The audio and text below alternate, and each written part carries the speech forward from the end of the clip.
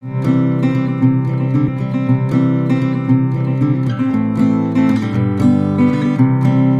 শিক্ষার্থী, আসসালামু আলাইকুম। কেমন আছো তোমরা সবাই? নিঃসন্দেহে ভালো আছো। আজকে তোমাদের আমি গতি বা মোশন নিয়ে আলোচনা করব, যেটা অনেক অনেক বেশি ইম্পর্টেন্ট, স্পেশালি মেডিকেল অ্যাডমিশন টেস্টের জন্য। তারপরও একাডেমিকে অনেক সময় এমসিকিউ হিসেবে এখানে আসে। তো দেখা যায় কি তোমরা কনফিউশনে পড়ে যাও, এই কনফিউশনটা তোমাকে দূর করতে হবে। ওকে, তো তার আগে আমি একটু বিষয় তোমাদের সাথে একটু শেয়ার করে নিই, কারণ তোমাদের গতিশীলতা বা গতিটা ধরে রাখা খুব ইম্পর্টেন্ট। তো ধরে নাও প্লেন চলছে, প্লেনে যাত্রী আছে, বিমানবালা আছে, পাইলট আছে। যখন প্লেনটা অ্যামাজনের উপর দিয়ে যাচ্ছে, তখন হঠাৎ করে যান্ত্রিক ত্রুটির কারণে প্লেনটা ক্র্যাশ করেছে। প্লেনটা ক্র্যাশ করে প্লেনটা কি পড়ে গেছে গভীর জঙ্গলে। যত যাত্রী ছিল, জানো তো প্লেন ক্র্যাশ করলে অবশ্যই কি বাঁচার সম্ভাবনা খুবই ক্ষীণ থাকে আর কি। তো এখন প্লেনটা কেন ক্র্যাশ করলো, একটা তদন্ত কমিটি গঠন করা হয়েছে। তো তদন্ত কমিটি গেছে, কেন ক্র্যাশ করলো এই জন্য ফার্স্ট সেটা হচ্ছে ব্ল্যাক বক্স খুঁজছে সবাই। কোন ক্রমেই ব্ল্যাক বক্স খুঁজে পেল না। তো এখন হঠাৎ করে ফিরে চলে আসবে এমন সময় একটা ধ্বংস অবশেষের মধ্যে একটা বানর তারা কি দেখে কি একটু নড়াচড়া করছে।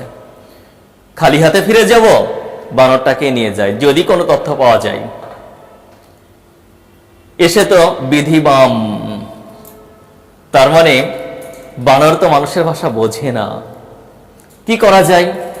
ট্রেনিং চলছে বানরের,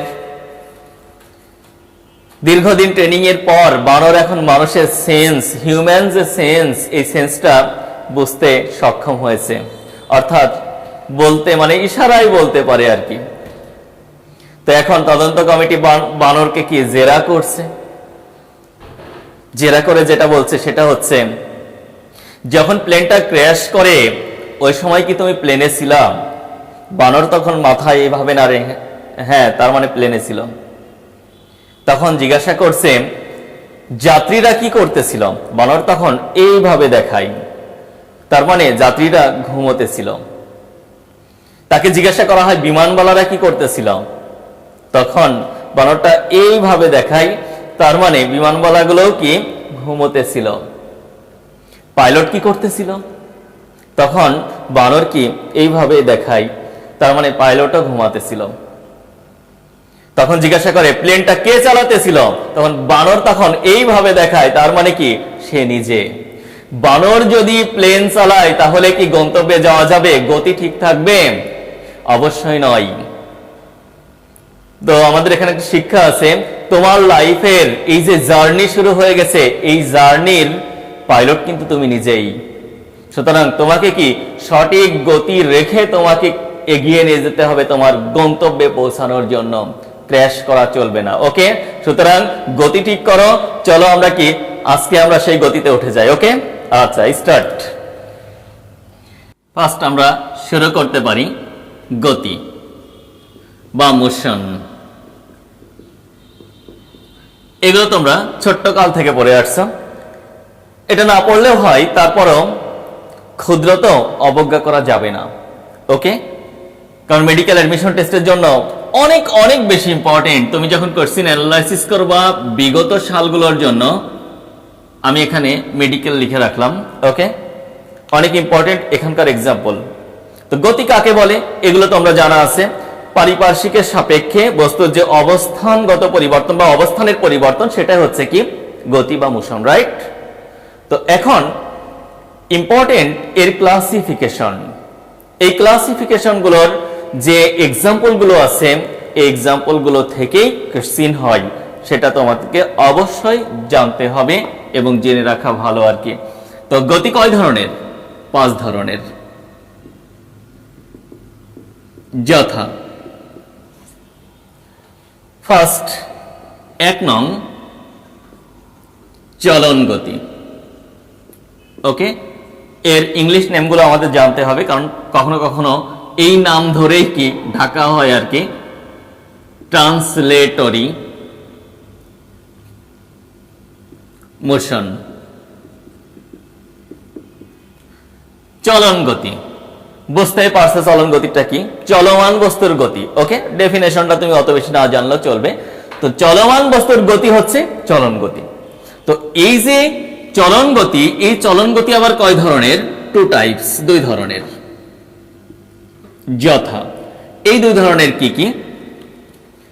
এ নাম্বার সরল বা রিজু চলন গতি, একটা সিনোনিমস, রিজু চলন গতি। লিনিয়ার মোশন,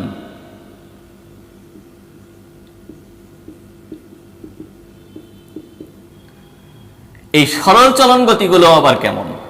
সরল পথে চলমান বস্তুর গতি। ওকে, তাহলে দেখো, অথবা পড়ন্ত বস্তুর গতি। দেখো তো, এই পেনটাকে যদি আমি ফেলে দিই, পেনটা কি সরল পথে নামছে না? সরল পথে যদি সোজাসুজি নামে, তাহলে এই গতিটা কি সরল চলন গতি। অথবা সোজা পথে কি কোনো একটা গাড়ির গতি, বা দৌড়িয়ে তুমি চলে যাচ্ছ, সোজা পথ হতে হবে, সেই গতিটা বা সেই গাড়ির গতিটাকে আমরা বলবো কি সরল চলন গতি। ওকে, তাহলে সরল চলন গতির এক্সাম্পল গুলো কি কি? এইগুলো ভিভিআই অনেক বেশি ইম্পর্টেন্ট, খেয়াল দেখো। পড়ন্ত বস্তুর গতি, পড়ন্ত বস্তুর গতি প্লাস সরল পথে গাড়ির গতি, যে কোনো গাড়ির গতি আর কি, ইত্যাদি। ওকে, তাহলে সবই হচ্ছে কি বলতো সরল বা ঋজু চলন গতি। দেখো দেখো, নিউটনের মাথার উপর একটা আপেল পড়ে গেছে, দিস সরল চলন গতি।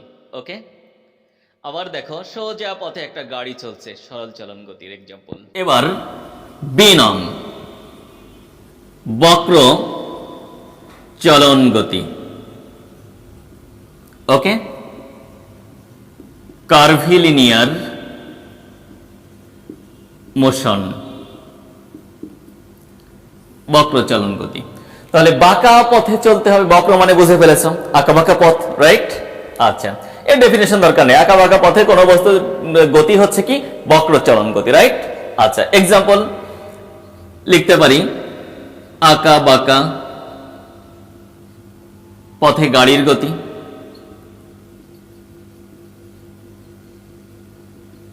গাড়ির গতি। ওকে, বা ট্রেনের গতি বলতে পারি। দেখো, আঁকা বাঁকা পথে ট্রেন এগিয়ে চলেছে, সুতরাং এটা বক্র চলন গতি। বুঝতে পেরেছ? ওকে, তারপরে কি আরো তো অনেক আছে, তাই না? আঁকা বাঁকা মেঠো পথে ওই রূপসী হেঁটে যাই, তার মানে কি ওই যে রূপসীর যে গতি, ওই গতিটা কি হবে বলতো দেখি? বক্র চলন গতি। রূপসীদের গতি কিন্তু বক্রই হয়, রূপসরা একটু সাবধান থেকো। বুঝতে পেরেছ? আচ্ছা, ডোন্ট মাইন্ড, একটু মজা করলাম। আবার সাপের গতি কেমন বলতো? আঁকা বাঁকা গতি, তাই না? তাহলে আমরা এখানে লিখতে পারি কি সাপের গতি, ইত্যাদি। ওকে, এখন ঘটনা যেটা সেটা হচ্ছে সাপের কথা যে আসলো, তো সাপ সারা জীবনই কিন্তু আঁকা বাঁকা পথে চলে। বুঝতে পেরেছ? তো ধরো সাপের সাথে ব্যাঙের চরম একটা দোস্তি হয়েছে, তো বারবার কি দুইজনকে একই সাথে চলাফেরা করে। বারবার ব্যাঙ বলে, দোস্ত তোমার সবই ভালো লাগে, কিন্তু একটা খুবই খারাপ লাগে তোমার, সেটা হচ্ছে কি তোমার চলন বাঁকা, তুমি এটা সোজা হও। ওকে, তো একদিন কি কথোপকথনে যখনই কি ব্যাঙ বলেছে তোমার সবই ঠিক আছে, তোমার কিন্তু একটা খারাপ লাগে, চলন বাঁকা, তখনই সাপ কি করেছে জানো? ফস করে কি ফনা তুলেছে ব্যাঙকে সবল দেওয়ার জন্য। অমনি ব্যাঙকে লাফ দিয়ে পানিতে চলে গেছে। জমির আইলের উপর, আইল ছিল কিনা তো জানি না, দুই জমির ঠিক মাঝে এই যে হাঁটার জন্য যে ক্ষুদ্র ছোট একটা রাস্তা থাকে, ন্যারো যে পাথ, ওটাকে আইল বলা হয়। আইলের উপরে সাপ ওইভাবে ফনা তুলে আছে। তো একটা খেয়াল দেখো, সাপ যত দ্রুত কি ফনা তুলে, স্বাভাবিকে আসতে অনেক লেট হয়, তখন ফস ফস ফস ফস করছে। গধূলি বেলায় কৃষক রাখাল বালক, কৃষক নয় রাখাল বালক ওই রাস্তা ধরে বাড়িতে ফিরছে। এমনিতেই তো পেটে ক্ষুধা রাখাল বালকের, সামনে দেখে কি সাপ ফসফস ফসফস করছে। আচ্ছা রকম কি হাতে যে লাঠি ছিল সে লাঠি দিয়ে পিটিয়েছে, পিটিয়ে আইলের উপর সোজা শাট করে শুয়ে রেখেছে। ব্যাঙ অনেকক্ষণ খেয়াল করে দেখছে সাপের তো কোনো কি ফিলিংস নেই বা খবর নেই। বন্ধু তুমি কোথায়, দোস্ত তুমি কতি, দোস্তর কোনো খবর নেই। উঠে দেখে দোস্ত সোজা হয়ে আইলের উপরে শুয়ে আছে, লেজে একটু নাড়া দেয়, নো ফিলিংস। মাথার উপর যে লাফাই, নো ফিলিংস। তার মানে কি সাপ পটল তুলেছে। এখন ব্যাঙ যেটা বলে সেটা হচ্ছে, দোস্ত সোজা হইলাম, যদি এই সোজাটা আগে হইতো তাহলে এটা তোমাকে মরণ করতে হতো না, সোজা হইলা তবে মরণের পরে। সুতরাং এখান থেকে আমাদের একটা শিক্ষা আছে, প্লিজ আমরা এখনো যদি আঁকা বাঁকা পথে চলি, আমাদের যদি কি লক্ষ্য ঠিক না থাকে, অবশ্যই আমাদের সোজা করে নেওয়া উচিত, আমরা যেন ওই পরিণতি দিকে না যাই। ওকে, এবার খেয়াল করো 2 নং ঘূর্ণন গতি, রোটেটরি মোশন। বুঝতেই পারছো এটা কেমন হবে। তার মানে কি কোন বস্তু যদি ঘূর্ণনশীল থাকে তাহলে সেটা হচ্ছে ঘূর্ণন গতি, রাইট? তোমার মাথার উপর দেখো ফ্যানটা ঘুরছে, ঘুরছে না? তাহলে ওই ফ্যানের গতিটা কি গতি? ঘূর্ণন গতি। আরো অনেক অনেক এক্সাম্পল আছে, তাই না? কি আমরা একটা এক্সাম্পল দিকেই নজর রাখবো। তাহলে বৈদ্যুতিক পাখার গতি, ঠিক আছে। তারপরে হচ্ছে ঘড়ির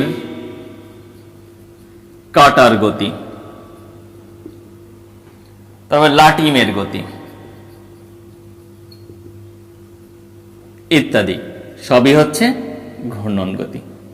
ওকে, আচ্ছা এখন আমরা এগুলো তো সবই দেখেছি, তো সুতরাং আমরা তো জানি এগুলো কি ঘটতে থাকে, ঘূর্ণন গতি। ওকে, দেখো ঘূর্ণনশীল ফ্যান, তারপরে ঘড়ির সেকেন্ডের কাঁটা, ঘূর্ণনশীল সেকেন্ডের কাঁটা,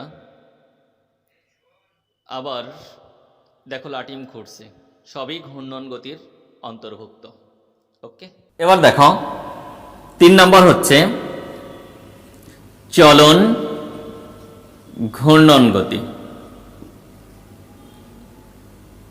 মানে চলবে এবং ঘুরবে। ওকে, এটাকে আমরা জটিল গতি বলতে পারি অথবা মিশ্র গতি বলতে পারি।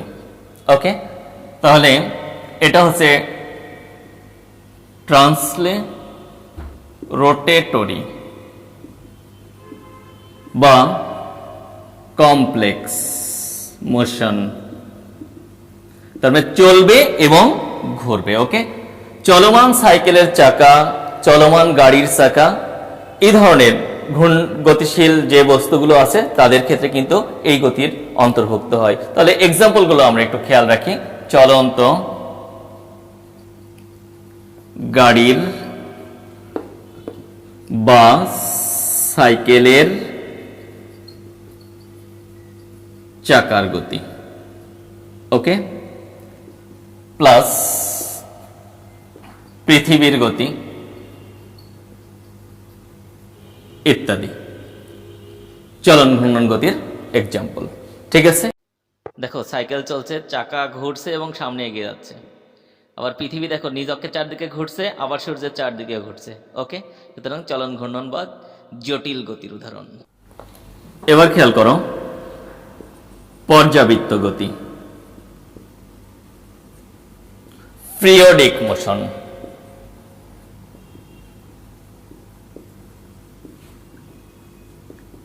তার মানে একটা নির্দিষ্ট সময় পর পর কি হবে বলতো, একটা বিন্দুকে অতিক্রম করতে থাকবে, একই টাইম লাগতে হবে, তাই না? যেমন কি হতে পারে বলতো, ঘড়ির কাঁটার গতি।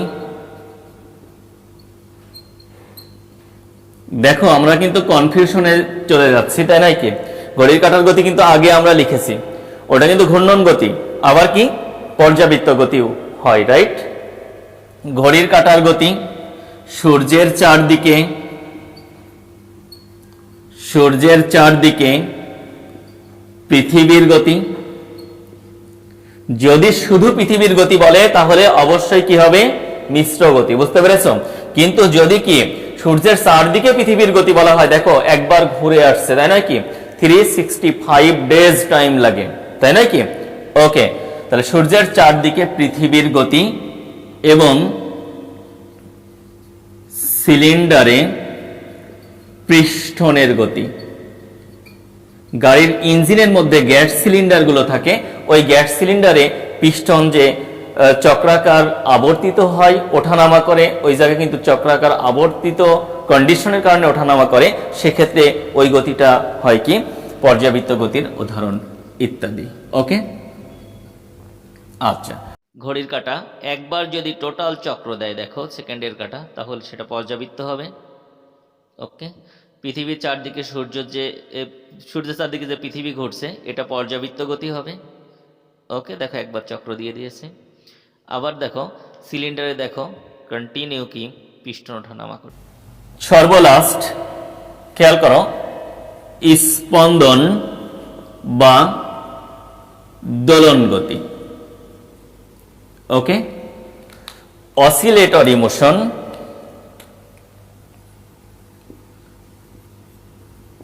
অসিলেটরি মোশন বা ভাইব্রেশনাল মোশন।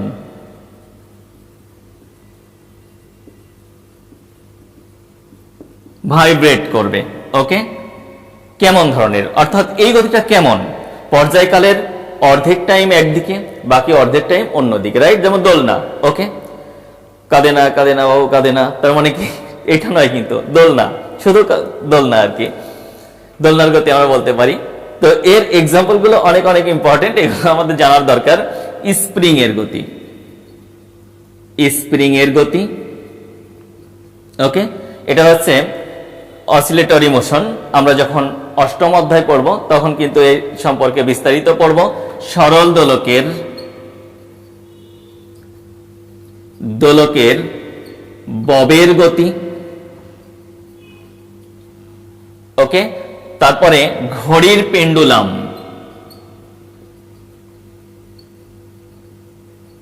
ঘড়ির পেন্ডুলামের গতি বা দেয়াল ঘড়ির যে দোলক থাকে সেই দোলক, সেটাকে আমরা পেন্ডুলাম বলি। দেয়াল ঘড়ির দোলকের গতি। আর গিটারের গতি বা দোলনার গতি। দোলনা, গিটারের যে তার থাকে, গিটারের তারে সৃষ্ট স্পন্দন গতি, সবই হচ্ছে এই গতির এক্সাম্পল। ক্লিয়ার?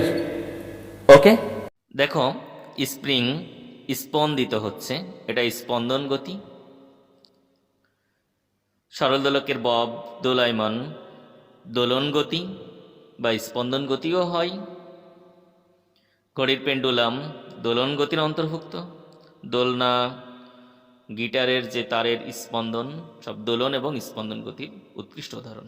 আচ্ছা, এখন ঘটনা, এই যে পড়লাম এগুলো তোমরা অনেক আগেই পড়েছো, তারপরও কি দেখা যায় কনফিউশন জাগ্রত হয়। এখন আমরা দেখব বিগত মেডিকেল অ্যাডমিশন টেস্টগুলো, এখনই আমাদের শিখতে হবে সবকিছুর সাথে আসলে সামঞ্জস্য, কারণ এখানে এটা হচ্ছে হিট সাইড হচ্ছে মেডিকেলের জন্য। ওকে, তাছাড়া ক্ষুদ্র তো এটাকে অবজ্ঞা করা আমাদের চলবে না। ঠিক আছে, চলো এখন আমরা বিগত সালের যে কোশ্চিনগুলো আছে ওই কোশ্চিনগুলো এখন আমরা সলভ করব, দেখি আমরা পারি কিনা, আমাদের কোনো রকম কনফিউশন জাগ্রত হয় কিনা। ওকে, আমরা দেখো আজকে যা পড়েছি এই পড়া থেকেই আমরা এই কোশ্চিনগুলো সলভ করতে পারি কিনা একটু দেখব। ওকে, কারণ বিগত সালের মেডিকেল কোশ্চিন এখান থেকে কিভাবে কত আসে বা কতটা ইম্পর্টেন্ট একটা জায়গা আমরা এখানে কোশ্চেনগুলো দেখলে বুঝতে পারবো। তো খেয়াল করো, 1 থেকে কোশ্চেনগুলো দেওয়া আছে, এগুলো তোমরা সলভ করবা আজকের লেকচার থেকে। তবে বারবার বলে নিই, একাধিক যদি কোশ্চেন থাকে সঠিক আনসার, তো সেটা মেডিকেলের ক্ষেত্রে একাধিকটাই হবে। ওকে, তো তোমরা এখানে সুন্দরভাবে পড়বা এবং আজকের লেকচার দেখে দেখে তোমরা সলভ করবা। ওকে, ইনশাআল্লাহ তোমরা আজকের লেকচার থেকে সবগুলোই আনসার করতে পারবা, কোনো প্রবলেম হবে না। ওকে।